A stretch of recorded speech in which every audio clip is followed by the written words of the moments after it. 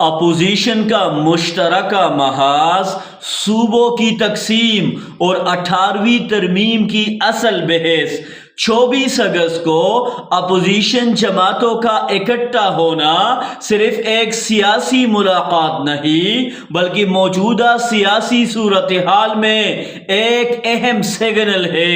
Opposition لیڈران نے مولانا فضل الرحمان کی امامت میں نماز ادا کی۔ اس کے بعد پارلیمنٹ میں مشترکہ حکمت عملی پر بیٹھک ہوئی اور یہاں سے ایک اہم بات سامنے آئی کہ اپوزیشن حکومت کو پارلیمنٹ کے اندر جوائنٹ اسٹریٹجی کے ذریعے ٹف ٹائم دینا چاہتی ہے، لیکن اس پوری ملاقات میں سب سے اہم بات صوبوں کی تقسیم کے حوالے سے سامنے آئی۔ اپوزیشن کا موقف ہے کہ اس وقت نئے صوبے بنانے کا نہ وقت ہے، نہ ماحول ہے اور نہ ہی پاکستان اس وقت کسی نئے سیاسی کانفلکٹ کا متحمل ہو سکتا ہے۔ ان کے مطابق اگر حکومت یا مقتدر حلقے صوبوں کی تقسیم کی طرف بڑھتے ہیں تو پہلے سے موجود سیاسی اور معاشی عدم استحکام مزید بڑھ سکتا ہے۔ اب یہاں اصل ڈیبیٹ شروع ہوتی ہے۔ اپوزیشن جس میں JUI اور PTI سمیت دوسری جماعتیں بھی شامل ہیں یہ سمجھتی ہے کہ صوبوں کی تقسیم کے پیچھے صرف انتظامی ضرورت نہیں بلکہ وسائل اور 18ویں ترمیم کا معاملہ بھی موجود ہے۔ ان کا پرسپیکٹو یہ ہے کہ 18ویں ترمیم کے بعد صوبوں کو اپنے وسائل اور اپنے معاملات میں زیادہ اختیار ملا اور اب اگر صوبوں کی تقسیم کی بات ہو رہی ہے تو اس کے پیچھے ایک بڑی پولیٹیکل ڈائریکشن بھی ہو سکتی ہے۔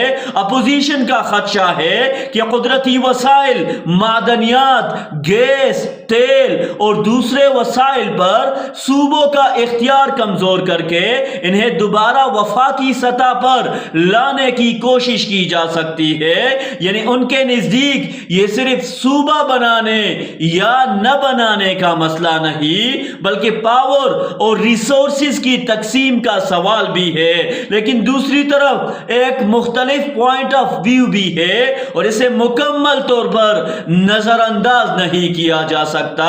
جو لوگ صوبوں کی تقسیم اور وسائل کی شفاف تقسیم کی بات کرتے ہیں ان کا کہنا ہے کہ اگر صوبوں کو اربوں روپے مل رہے ہیں تو پھر عوام کو اس کا آؤٹ پٹ کیوں نظر نہیں آتا؟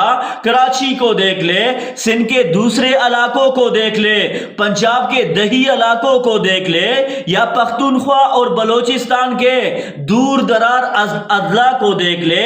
سوال یہ ہے کہ صوبوں کو ملنے والے وسائل آخر کہاں خرچ ہوئے؟ کتنی رقم تعلیم پر گئی، کتنی صحت پر، کتنی انفراسٹرکچر پر اور کتنی عام آدمی کی زندگی بہتر بنانے پر؟ اگر اس کا واضح ریکارڈ، آڈٹ اور اکاؤنٹیبلٹی موجود نہیں تو صرف یہ کہنا کافی نہیں کہ وسائل صوبوں کے پاس رہنے چاہیے۔ اور یہی وہ مقام ہے جہاں ہمیں جذبات کے بجائے ریالٹی چیک کرنا ہوگا۔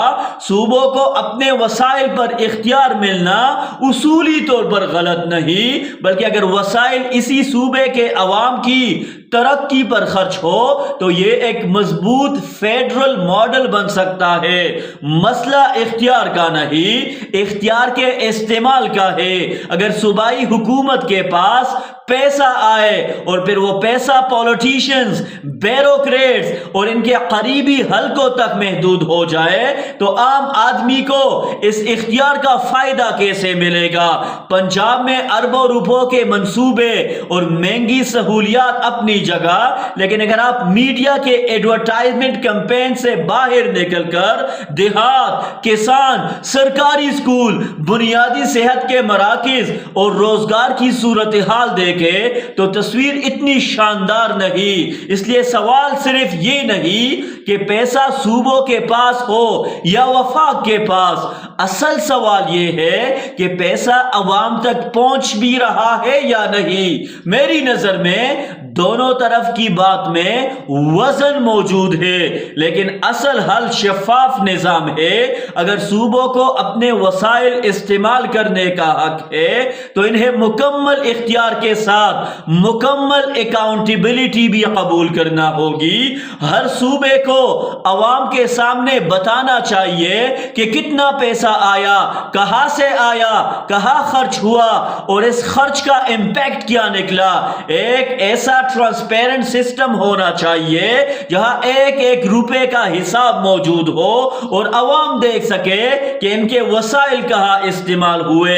اس کے بعد اگر کوئی صوبہ اپنے وسائل خود استعمال کرتا ہے تو اس پر اعتراض کی گنجائش بہت کم رہ جائے گی، اور دوسری طرف اگر کوئی یہ چاہتا ہے کہ صوبوں کے وسائل دوبارہ وفاق کے پاس چلے جائے تو اسے بھی ایک واضح جواز اور روڈ میپ دینا ہوگا کہ وفاق ان وسائل کو صوبوں کے مقابلے میں زیادہ شفاف، زیادہ منصفانہ اور زیادہ مؤثر انداز میں کیسے استعمال کرے گا۔ صرف یہ کہنا کافی نہیں کہ صوبائی حکومتیں پیسے صحیح استعمال نہیں کر رہی، کیونکہ اگر مسئلہ کرپشن، ناقص گورننس اور اکاؤنٹیبلٹی کا ہے تو پھر سسٹم کو ٹھیک کرنا ہوگا، وسائل چھیننا نہیں۔ اس لیے آج کی اصل بحث صوبوں کی تقسیم نہیں بلکہ پاور، ریسورسز اور گورننس کی ہے۔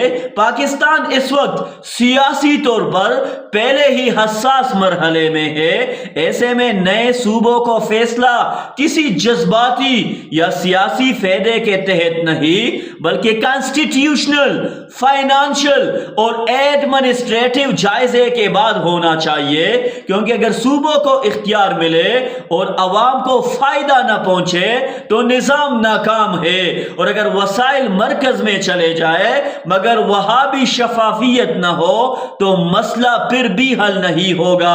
اصل کامیابی تب ہوگی جب پاکستان میں وسائل کی تقسیم بھی منصفانہ ہو، اختیار بھی متوازن ہو اور عوام کے سامنے ہر روپے کا حساب بھی مکمل طور پر موجود ہو۔